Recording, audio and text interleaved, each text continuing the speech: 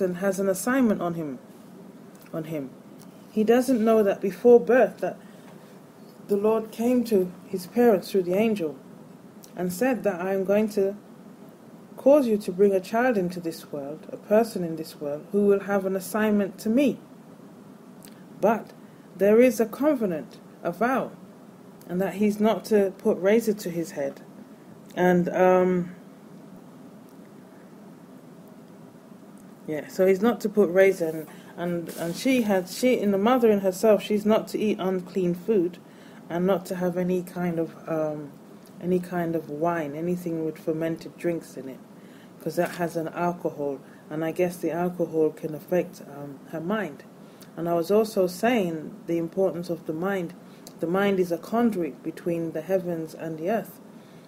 And I'm really re-emphasizing what I've been saying to you all, but it's because I want to. It's a new idea, and it's a slightly different perception or paradox or change to what has been said to you in the general contemporary churches.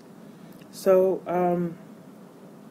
we've recognized that the Lord is not pleased with the flesh. The flesh brings on the sequel of evilness. And I also said that through Job, when he says if it was for man, his spirit wouldn't tremble. He would not be afraid with his spirit. He says, if it were so, why should not my spirit be troubled? But his spirit is troubled, so it's not because of man, but because we are dealing with forces that contend with the commandments of the Lord. So in saying that, it's almost like I'm saying to you, dare we judge the book by the cover? The homeless man, or the man who may look like a tramp, who's sitting on the ground, and we went to him and he said, you know what, I'm going to promise you a limousine car and a fine house. And we look at him sitting homelessly, and we disbelieve him because of his outer appearance and his circumstances. But we do not realize that he carries an anointed soul to prophesy that into our being, to prophesy these material goods, to give us some form of convenience, because maybe the Lord has a purpose for us. And the Lord just connected us with this homeless person at the precise time. Yes? So, the lesson really here is that the Lord can choose to bring people, assigned souls, into this world. And this is what I was saying, the Lord is connected to the soul. He can decide to bring in assigned souls into this world to carry out a specific purpose. And when we find that the times are changing and, there are some sort of trumpet calls, maybe we should keep an open heart, an open mind, that somewhere in the realms the Lord will show up with his assigned servant. And more than anything else, I think we need to know that this needs to be an education in us, that the Lord can have assigned souls. And I would say they're in their sack, they're in their plain clothes. They look like everybody else. Nobody knows that they have an assigned soul until they start to go to work, and if the Lord decides to make it evident. But otherwise, they couldn't figure out Samson as we go on in the story. And Samson, I said, he makes a little bit of mockery of the situation, because he goes and he eats from a carcass and honey, and I think somewhere it stipulates that he's not to eat from the carcass. So he eats from the carcass of a lion that he ripped. The Spirit of the Lord rose in him, and he got extra strength, and he was able to rent the mouth of the lion, a young lion, open. And he went away, and when on his return, that there was honeys in the carcass and honey, and he ate from the carcass and the honey, which are two things that he shouldn't have done. So in a way, he was setting himself up for disobedience and punishment for disobedience. But then it's a betwixt situation, because the Lord had an influence on it in that setup. And I was saying, as I read on, as I read on to Judge 14, I said that here is a prophecy going on about trading standards. And I believe that this economy is coming to an end because we're going into spirituality and deeper into spirituality. So we're heading into a new economy. Yeah, and that's the live and dynamic prophecy I'm hearing. But here now, the Samson immediately goes into disobedience, which will come with punishment for disobedience, according to Leviticus 20. And but the thing is, the Lord is having an interplay on it, and I'm wondering if there's a kind of a trading going on with Samson, being in that disobedient mode. Then now he can be on the same par with the Philistines. Yeah, he's kind of been demoted, so to speak. And he's kind of hanging out with the ungodly, so to speak. So there is a careful calculation there as to why the Lord has purposed this. And I think it will take a few days of reading over this, that the Lord may decide to give revelation. But I'm hearing that the Lord, if this is like a witnessing going on, the Lord has his valid soul that has come in the wretched flesh, is now even sitting among the ungodly, and it's even in the punishment mode. So there's a calculation that the Lord will set up a trap. And I even this morning in my prayers and meditation, and I read Psalms, and in the psalmist he actually said that in, I think it was 91, he actually said that the Lord will cause them to fall in their own traps that they make for themselves. And I think that's what I'm hearing here in this live and dynamic prophecy, that those who are in disobedience will set their own traps and cancel themselves out, yes, for the calculation of being in disobedience. So it's really a precarious time and a cautious time, because it's a time of preparation to come into the Sabbath, a time of preparation of coming into spirituality, coming into the spiritual realm. And I'm just trying to go over to Psalms 91, and then I think I saw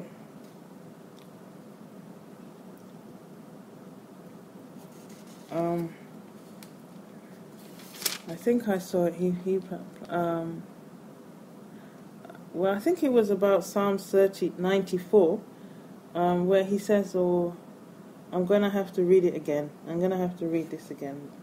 I was meditating this morning, and it says that he will set his own trap, meaning that once they're in disobedience and they continue to be disobedient, I will destroy all the wicked of the land, that I may cut off all wicked doers from the city of the Lord.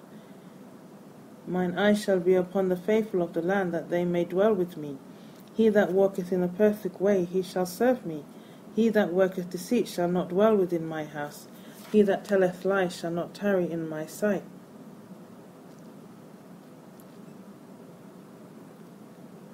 So that was verse Psalms 101. But basically the Lord caught my eye this morning in the meditation, saying that they will set their own traps. And I'm wondering if this is a prophecy that the Lord has caused Samson to be in a disobedient mode. So now he can equate with the Philistines.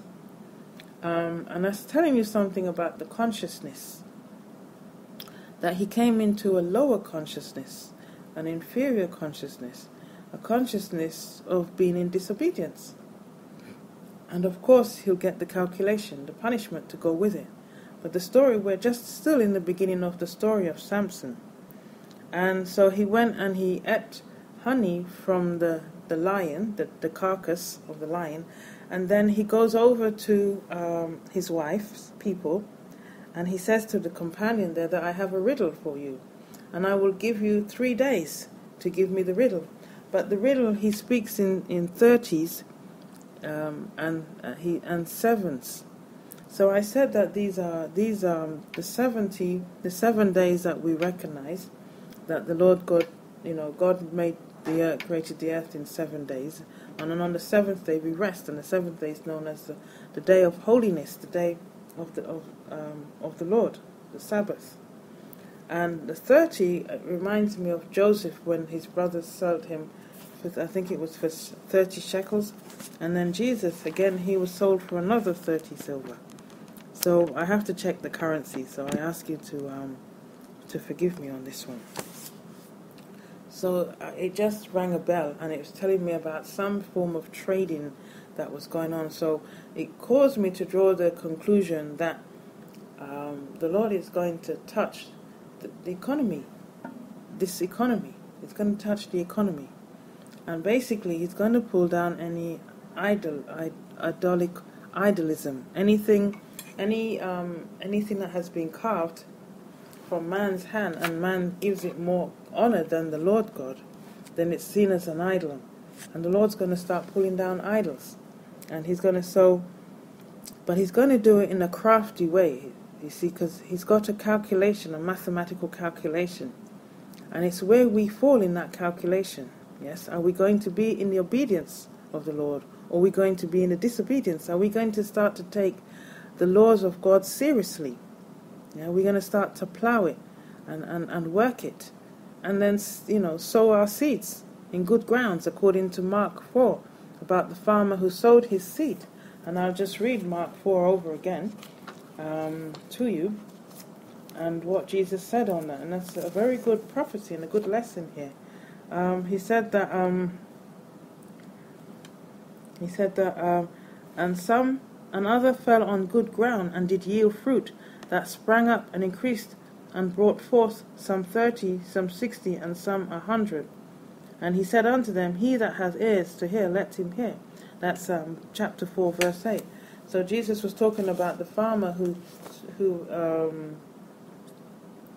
they were, hearken, behold, there went out a sower to sow. And it came to pass as he sowed, some fell by the wayside, some fell on stony ground, and some fell among thorns, and then some fell on good ground. And each had a consequence according to where the seeds fell. So my message to you is that we should really endeavor to know the laws of God, and to work within the laws of God, work within the natural laws, and have that intent to do so, because then we will get the rewards. Otherwise, in this coming season, those who have fallen into the trap of disobedience will get the punishment. So this treasured soul of the Lord, he began to operate in disobedience. And so therefore now he was in a similar equation as the heathens, as the Philistines. Okay? And he was swayed by them. He was very much blindfolded and swayed by them. And he, against his parents' wishes, he married a Philistine woman. But she was very protective over her people. She said, why have you, she said to him, because he gave them a riddle that he had 3 days to answer. And they came to her to say to her, find out that riddle. And just when I was reading that, I thought to myself, why did they have that strong need to go to her? And they even put a threat on her to find out the riddle. There was like a high ego going on there, a high ego and a pride. They needed to prove the Nazarite. They needed to prove the Israelites wrong. They wanted to have power over the Israelites. And they went as far as saying to the wife that if you don't get the answer for us, that we will set the place. We'll burn down your father's house. So now it put her in a predicament. But all the same, she still stood up for her people when she said to Samson,